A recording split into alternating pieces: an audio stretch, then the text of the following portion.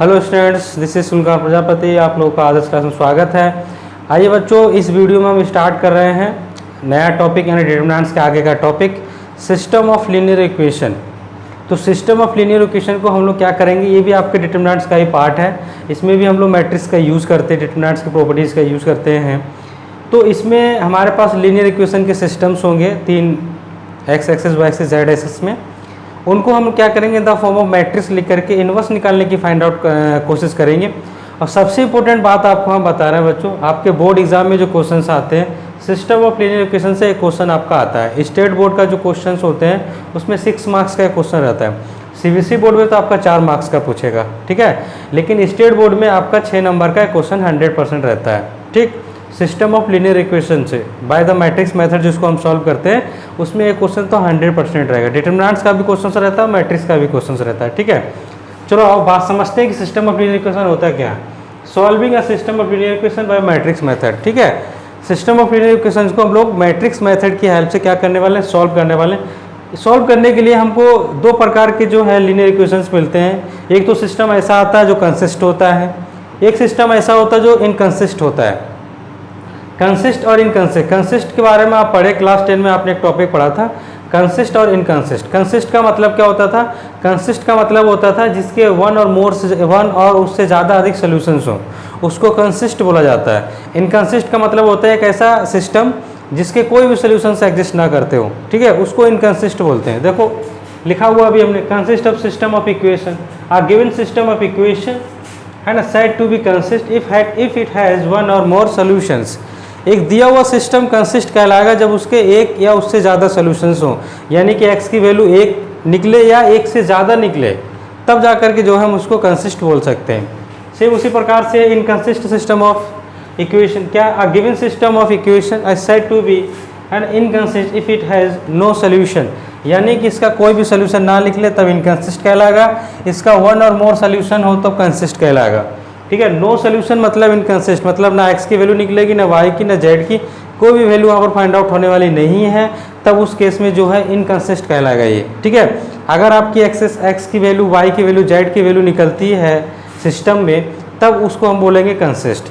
तो आइए देखिए, let the system of consider, क्या है हमारे पास सिस्टम ऑफ इक्वेशंस का। तो इस प्रकार से हम लिख सकते हैं इसको, a1x b1y c1, ठीक है, z is equal to d1, a2x b2y c2z is equal to d2, a3x b3y c3z is equal to d3। अब ध्यान से देखिए, सब में हमने x, सब में हमने y, सब में हमने z, ना तो हमने इसमें x1 लिखा, ना इसमें x2 लिखा, ना इसमें x3 लिखा। इसका मतलब ये हो गया कि ये तीनों इक्वेशंस को जब सॉल्व करेंगे तो जो x की वैल्यू हमको फाइंड आउट होगी, जो y की वैल्यू हमको फाइंड आउट होगी, जो z की वैल्यू हमको फाइंड आउट होगी, वो तीनों इक्वेशंस को क्या कर रही होगी, सेटिस्फाइड कर रही होगी, ठीक है।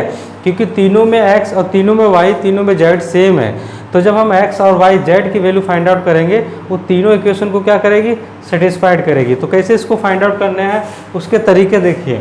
तो a b c यानी कि x y और z के जो कोफिशिएंट्स हैं उसको हम लोग क्या करेंगे, इस प्रकार से मैट्रिक्स में अरेंज करेंगे। तो मैट्रिक्स लेट कर लेते हैं a, तो यहाँ से a1 b1 c1 पहले रो में, a2 b2 c2 दूसरे रो में, और a3 b3 c3 तीसरे रो में। अगर ये 2x2 ऑर्डर का होगा तो 2 रो आएंगे, ठीक है, कोई सिंपल बड़ी बात नहीं है। अगर 2 होंगे तो हम 2 ऑर्डर में लिखेंगे, ठीक है, स्क्वायर मैट्रिक्स ही बनेगा। अगर 2 ऑर्डर का होगा तो एक्स वाई होगा सिंपल, ठीक है। अगर 3 ऑर्डर का होगा तो एक्स वाई जेड तीनों होगा, ठीक है। उसके बाद क्योंकि आपके पास 3 वेरिएबल्स हैं तो x को आपने क्या किया, एक मैट्रिक्स लेट किया है 3 वेरिएबल का, एक्स वाई जेड। अगर आपके पास 2 इक्वेशंस होंगे तो 2 वेरिएबल में इसको हम लेट करने वाले हैं, x और y। सिमिलरली आपके पास एक b निकल के आएगा d, ये किसके बराबर होगा, d1 d2 और d3 के, क्योंकि तीनों के तीनों जो हैं कॉन्स्टेंट्स हैं लीनियर इक्वेशंस के, इसलिए तीनों को अलग मैट्रिक्स b में लेट किया गया है। तो a1 b1 c1, ठीक है, a1 b1 c1, a2 b2 c2, a2 b2 c2, a3 b3 c3, a3 b3 c3। इस प्रकार से आपके पास a बना, x बना और b बना। फिर उसके बाद क्या करना है आपको, इसको इस फॉर्म में लिखना है। Then the given system equation can be written as a multiply x multiply is equal to b, ठीक है। फिर हमको करना क्या होता है कि हमको क्योंकि एक्स वाई जेड का वैल्यू निकाले रहता है तो इसको हम उधर भेजते हैं। तो इसको उधर भेजने का मतलब क्या हुआ कि इस मैट्रिक्स का इन्वर्स को हम b से मल्टीप्लाई करते हैं, तब जा कर के हमको x की वैल्यू फाइंड आउट होती है। तो इसको हमने क्या लिखा है a, देखो इसको हमने क्या लिखा है a, इसको क्या लिखा है x, इसको क्या लिखा है b, ठीक है। तो हम निकालते क्या, हमको x चाहिए यानी कि x बाई जेड की वैल्यू चाहिए। इसके लिए हम a को उधर भेजते हैं, यानी कि a जब उधर जाएगा तो a का इन्वर्स आ जाएगा। तो उस केस में हम b मल्टीप्लाई a के इन्वर्स को मल्टीप्लाई कर देते हैं और हम फिर जा कर के x बाई जेड की वैल्यू को इक्वेट कर लेते हैं, तब हमारे पास आंसर्स निकल के आ जाता है, ठीक है। आइए इसके आगे के स्टेप्स को देखते हैं। देखिए स्टूडेंट्स, आगे क्या, तो जो हमने लिखा था कि a multiply x multiply is equal to b, ठीक है। तो इसको हमने क्या लिखा है कि a x is equal to b, क्योंकि इसको a लिखा है, इसको x और इसको b, ठीक। तो इसमें तीन केसेस उठते हैं कि कब कंसिस्ट करेगा, कब इनकंसिस्ट करेगा, कब मेनी सोल्यूशंस होगा, कब यूनिक सोल्यूशन होगा। तो सबसे पहला केस क्या उठता है कि अगर a का डिटर्मिनेंट्स नॉट इक्वल टू 0 है, तो आप एक चीज़ तो समझ लीजिए, जब a का डिटर्मिनेंट्स नॉट इक्वल टू 0 होगा तो उसका इन्वर्टिबल तो हो जाता है वो, क्योंकि अगर a नॉन सिंगुलर मैट्रिक्स है तो a इन्वर्टिबल है, यानी कि a का आप इन्वर्स फाइंड आउट कर सकते हो, ठीक। तो सिंपल सी बात है कि अगर a का डिटर्मिनेंट नॉट इक्वल टू 0 है, इसका मतलब a इन्वर्स एग्जिस्ट कर रहा है, ठीक है। a इन्वर्स क्या कर रहा है, एग्जिस्ट। तो आपने क्योंकि ए एक्स इजक्वल टू बी लिखा है, तो ए इन्वर्स से दोनों तरफ मल्टीप्लाई करो। तो ए इन्वर्स से जब दोनों तरफ मल्टीप्लाई करो तो a inverse multiply a x is equal to a inverse multiply b. तो ए इन्वर्स मल्टीप्लाई ए अलग हो गया, और इन्वर्स किसी भी मैट्रिक्स का इन्वर्स उसी मैट्रिक्स से मल्टीप्लाई कर दो तो आइडेंटिटी एलिमेंट मैट्रिक्स जो है मिल जाता है। तो ए इन्वर्स मल्टीप्लाई ए जो है आइडेंटिटी बन गया, इधर से एक्स हो गया। ए इन्वर्स मल्टीप्लाई बी, ए इन्वर्स मल्टीप्लाई बी, यानी कि एक्स इज इक्वल टू क्या आ गया आपके पास, ठीक है, ए इन्वर्स मल्टीप्लाई बी। यहाँ से x की वैल्यू आपको निकली। अब एक चीज़, अब बात को सुनिए, अब डिपेंड करता है कि x की वैल्यू जो है, मतलब ये जो मैट्रिक्स है x, जिसमें x y z है, x की वैल्यू 1 आएगी, y की वैल्यू 1 आएगी, z की वैल्यू 1 आएगी, या 2 या ज़्यादा सॉल्यूशंस आएंगे, ये डिपेंड करता है आपका इन्वर्स की वैल्यू पर, यानी a इन्वर्स पर डिपेंड करता है। और आप जानते हैं कि a इन्वर्स जो होता है वो एक यूनिक सोल्यूशन देता है, यानी कि इन्वर्स का एक ही आंसर आने वाला है।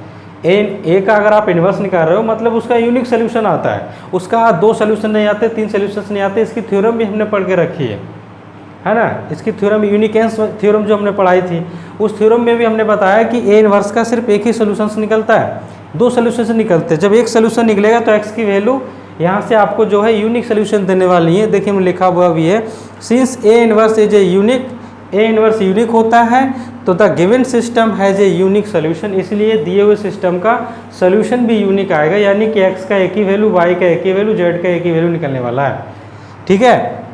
दूसरा केस, केस नंबर 2 क्या, अगर ये सिंगुलर हो जाए, सिंगुलर हो जाए मतलब अब इन्वर्स तो एग्जिस्ट नहीं करेगा, सिंपल सी बात है।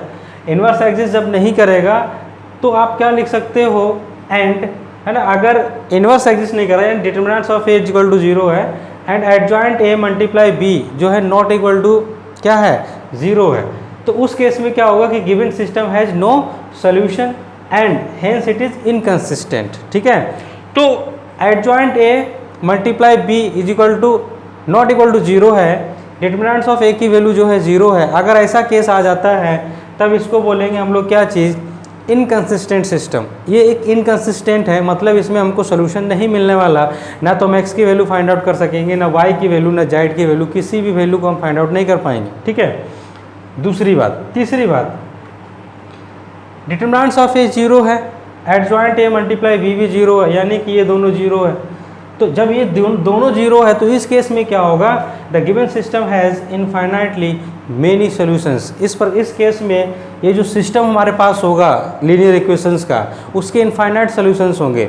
इनफाइनाइट सॉल्यूशंस आप जानते हैं कब निकलते हैं, आपने क्लास 10 में पढ़ा है। इनफाइनाइट सॉल्यूशंस का मतलब क्या होता है, जब लाइन इनकंसिस्ट, लाइन जो हो क्या हो, कोलिनियर हो एक दूसरे के ऊपर। जो भी लाइन बने लीनियर इक्वेशंस का, अगर वो लाइन एक दूसरे के ऊपर कोलिनियर है, इसका मतलब उसके सॉल्यूशंस कैसे आते हैं, इनफाइनाइट मेनी सॉल्यूशंस आते हैं। तो वही केस है कि determinants of A is equal to 0, adjoint A multiply B is equal to 0 अगर है तो given system has infinitely many solutions, ठीक है। तो ये 2 बातें थी, 3 बातें हैं इसमें जिसको आपको याद रखना है। अगर आपको कंसिस्टेंट प्रूव करने बोले तो ये चीज़ है, इनकंसिस्ट प्रूव करने बोलेगा तो ये चीज़, इनफाइनाइटली मेनी सॉल्यूशंस प्रूव करने बोलेगा तो ये चीज़। 3 बातें आपको समझ में आनी चाहिए जो इस चैप्टर में आपको पढ़नी है, ठीक है। तो अगर आपको वीडियो पसंद आया तो आप कमेंट करके ज़रूर बताइए कि आपको पसंद आया या नहीं, अच्छा लगा या नहीं। कमेंट जरूर कीजिए, वीडियो को लाइक कीजिए, चैनल को सब्सक्राइब कीजिए, बेल आइकन दबाइए और वीडियो को शेयर जरूर कीजिए अपने दोस्तों के साथ, ठीक है। व्हाट्सएप के थ्रू, फेसबुक के थ्रू, जैसे भी आपको शेयर करना हो आप वीडियो को जो है एक जगह से दूसरी जगह फॉरवर्ड जरूर कीजिए, ठीक है। अगर आपको वीडियो पसंद आया तो कमेंट में ज़रूर बताएं। उसके बाद जो है हम लोग नेक्स्ट वीडियो में इसके क्वेश्चंस को डिस्कस करेंगे, ठीक है। किसके क्वेश्चंस को? तो सिस्टम ऑफ लीनियर इक्वेशन के क्वेश्चंस को जो है हम लोग नेक्स्ट वीडियो में आपके साथ डिस्कस करेंगे क्वेश्चंस को। चलिए तब तक मिलते हैं।